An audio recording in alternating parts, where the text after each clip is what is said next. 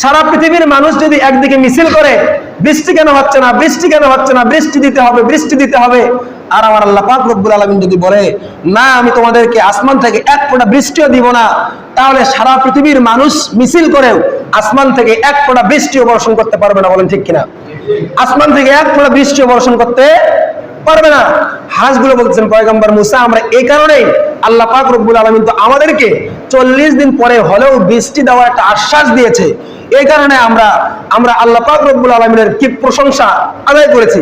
কিতাবের মধ্যে লেখছে হাঁস এবং পয়গম্বর মুসা আলাইহিস সালাতু ওয়াস সালামের কথা শেষ হয় নাই, সঙ্গে সঙ্গে আল্লাহ পাক রব্বুল আলামিন আসমান থেকে শান্তির বৃষ্টি বর্ষণ করে দিয়েছেন। বলেন সুবহানাল্লাহ। লাইন শাকারতুম লাযিদান্নাকুম ওয়া লাইন কাফারতুম ইন্না আযাবি লাশাদীদ। শুকরে নিয়ামত, নিয়ামত আতা ফুজুকুনাদ, শুকরে নিয়ামত, নিয়ামত আতা ফুজুকুনাদ, কুফরে নিয়ামত, নিয়ামত আতা বেরুকুনাদ, কুফরে নিয়ামত, নিয়ামত আতা বেরুকুনাদ। আসসালামু আলাইকুম ওয়া রাহমাতুল্লাহি ওয়া বারাকাতুহু।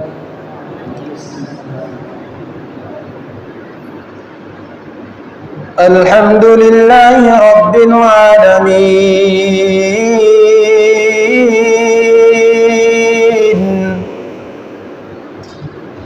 ওয়াল আকিবাতু লিল মুত্তাকিন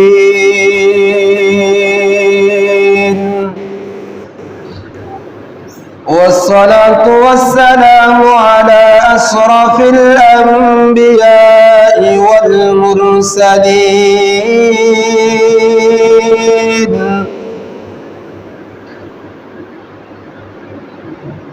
وعلى آله وأصحابه أجمعين.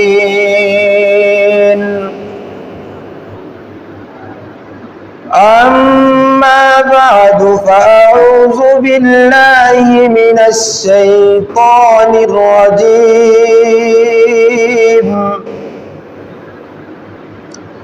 بسم الله الرحمن الرحيم.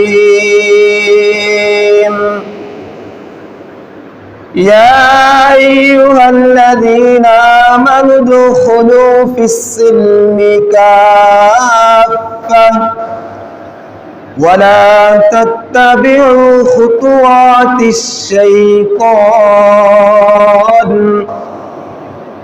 إنه لكم عدو مبين.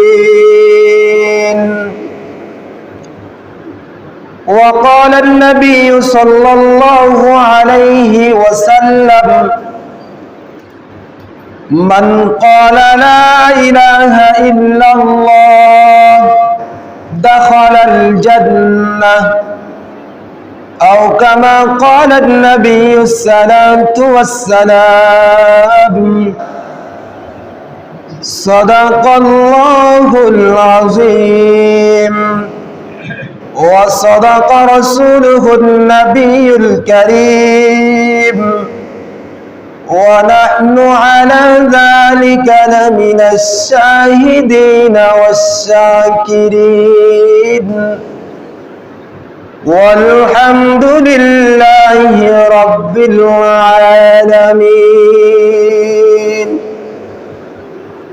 আমরা সকলেই জবান ছেড়ে দিয়ে দরুদ ইব্রাহিম করি।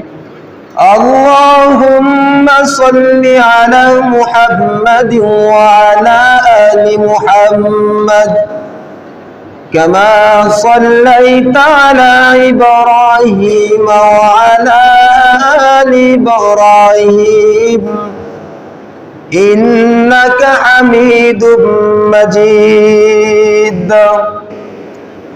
اللهم بارك على محمد وعلى آل محمد كما باركت على إبراهيم وعلى آل إبراهيم إنك حميد مجيد.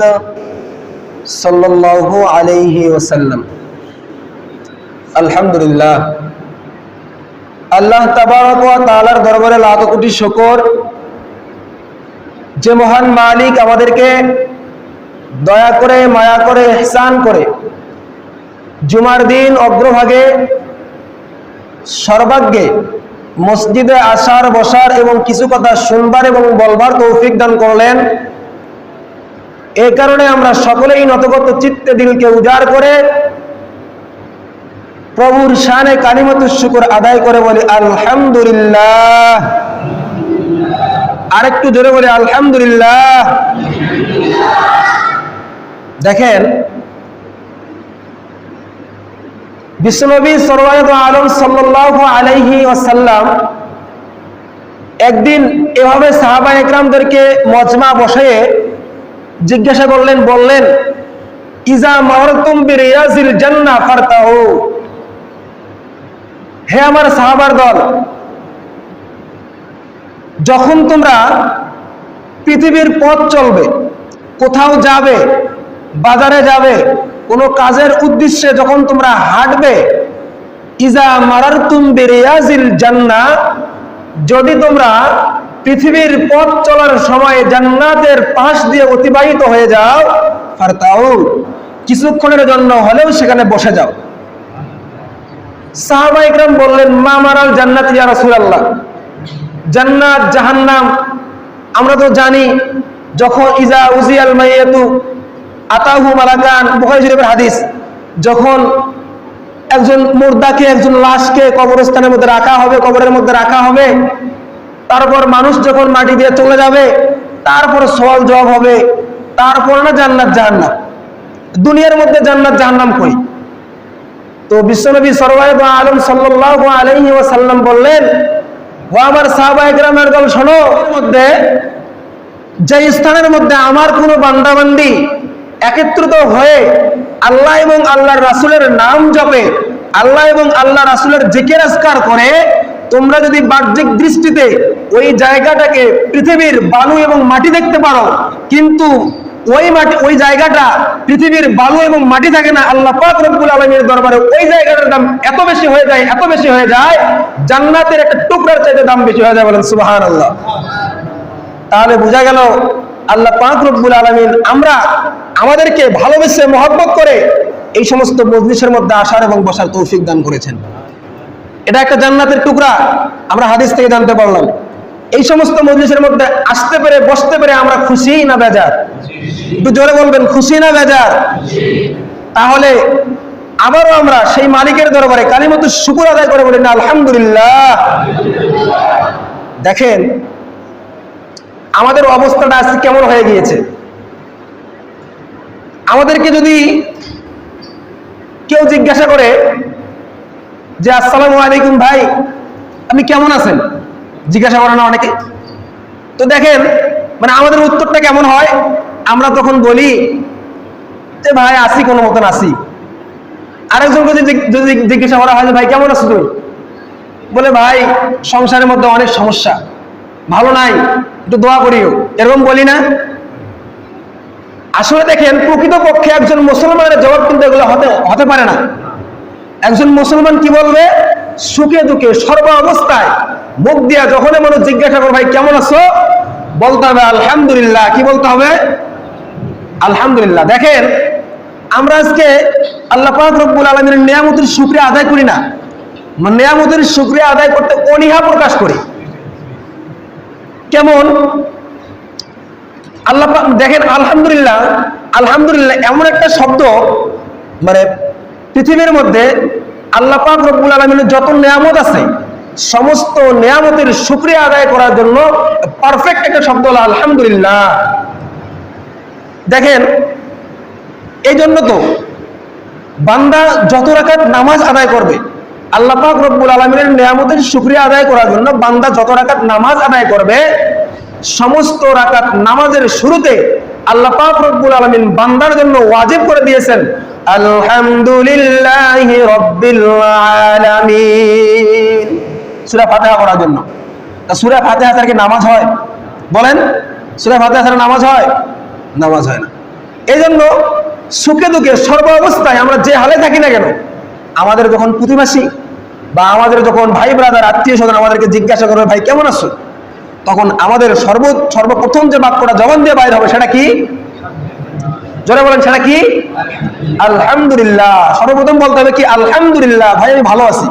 তার পরবর্তীতে আপনি আপনার মাজুরতা ব্যক্ত করতে পারেন যে একটু সংসারের মধ্যে সমস্যা, যে একটু আমার অভাব অনটনের মধ্যে পড়ে আছে, দোয়া করিয়েন আল্লাহ যেন আসান করে দেয়। কিন্তু সর্বাগ্যে শুরুতে বলতে হবে আলহামদুলিল্লাহ। মনে থাকবে তো ইনশাআল্লাহ? তো যাই হোক, আল্লাহ পাক রব্বুল আলামিন বলতেছেন, আমার কোনো বান্দা যদি নেয়ামতের শুকরিয়া আদায় করে তাহলে আমি সেই বান্দার নেয়ামতকে আরো বাড়াই দেই। যদি কেউ আমার নেয়ামতের নাশুকরিয়া আদায় করে তাহলে আমি ওই বান্দার কাছ থেকে ওই নেয়ামতটাকে ছিনাই নেই এবং তাকে কঠিন আযাবের মধ্যে লিপ্ত করে। বলে নাউজুবিল্লাহ। দেখেন, আলহামদুলিল্লাহ, আল্লাহর নেয়ামতের শুকরিয়া আদায় করলে যে নেয়ামত বৃদ্ধি হয় এবং আল্লাহর নেয়ামতের শুকরিয়া আদায় না করলে যে নেয়ামত ছিনাই নেয়, এটা ঘটনা আমার মনে পড়েছে, ভাইরাল ঘটনা, আপনারা সবাই জানেন। তবুও শিক্ষার জন্য বলতেছি। দেখেন, পয়গম্বর মুসা আলাইহিস সালামকে আমরা সবাই চেনেন না? আপনারা অনেকে নাম শুনেছেন, ওয়াজ মাহফিলের মধ্যে নাম শুনে থাকেন। পয়গম্বর মুসা আলাইহিস সালাম আল্লাহ তাবারক ওয়া তাআলার সঙ্গে হর হামেশাই কথা বলতেন। অনেক সংক্ষেপ করতেছি, যদি ঘটনা সবাই জানেন। দেখেন, একদিন পয়গম্বর মুসা আলাইহিস সালাম আল্লাহ তাবারক ওয়া তাআলার দরবারে কথোপকথন করার জন্য যাচ্ছিলেন। প্রতিমধ্যে একদল হাঁসের সঙ্গে দেখা হয়ে যায়। হাঁসগুলো ডাক দিয়ে, ওগো আল্লাহর হাবিব, আপনি তো আল্লাহর সঙ্গে কথোপকথন বলার জন্য যাচ্ছেন, কিন্তু পৃথিবীর পরিবেশটা একটু লক্ষ্য করে দেখেন। আজকে কয়েকদিন হয়ে গিয়েছে, কয়েক মাস হয়ে গিয়েছে, পৃথিবীর মধ্যে কোনো বৃষ্টি হচ্ছে না।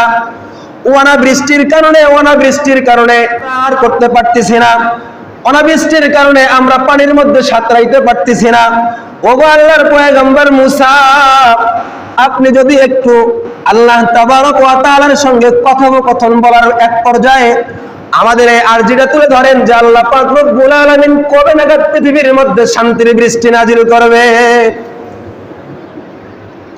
তো হাঁসগুলো পয়গম্বর মুসা আলাইহিস সালামকে বললেন যে আপনি একটু আল্লাহ তাবারক ওয়া তাআলার সঙ্গে কথোপকথন বলার এক পর্যায়ে বলবেন যে এই যে বৃষ্টি হচ্ছে না পৃথিবীর মধ্যে, আপনি একটু বলবেন যে কবে নাগাদ আল্লাহ পাক রব্বুল আলামিন পৃথিবীর মধ্যে শান্তির বৃষ্টি বর্ষণ করবে। আপনারা এখন বলতে পারেন, হুজুর হাঁস কি কথা বলে? বলতে পারেন না? আচ্ছা, হাঁস কি কথা বলে? আরে বাবা, হাঁস কেন? আল্লাহ তাবারক ওয়া তাআলা যদি চায় মাটি পাথর কথা বলতে পারে। বলুন ঠিক কিনা? ঠিক। দেখেন, এর প্রমাণও আছে। আল্লাহর হাবিব আমাদের নবী মুহাম্মদ সাল্লাল্লাহু আলাইহি ওয়াসাল্লামের জামানায় আবু জাহেল কাফের নবী করিম সাল্লাল্লাহু আলাইহি ওয়াসাল্লামকে কত প্রকার কতভাবে কষ্ট দিয়েছে আমরা জানি সেটা। একদিন হাতের মধ্যে এক মুষ্টি পাথর নিয়ে এসে পয়গম্বর আলাইহিস সালাতু ওয়াস সালামকে বলতেছে, মুহাম্মদ ভাতিজা, দেখো তুমি যদি বলতে পারো আমার হাতের মধ্যে কি আছে তাহলে আমি কিন্তু তোমার নবুয়তের সাক্ষী দেবো। তুমি যদি বলতে পারো আমার হাতের মধ্যে কি আছে তাহলে আমি সঙ্গে সঙ্গে কালিমা পড়ে তোমার ধর্মের মধ্যে চলে যাব। মুহাম্মদ সাল্লাল্লাহু আলাইহি ওয়াসাল্লাম বলেন, আর চাচা, আমি বলার আগে আপনার হাতের মধ্যে কি আছে সে যদি নিজের পরিচয় বলা যায় তাহলে কি আপনি কালিমা পড়ে মুসলমান হবেন? তো আবু জাহেল মুস্কি এসে বলে, আরে আমার হাতের মধ্যে তো বালু আছে, মাটি আছে। মনে মনে বলতেছে, আমার হাতের মধ্যে তো বালু মাটি আছে, সে তো তার তো জান নাই, সে তো কথা বলতে পারবে না।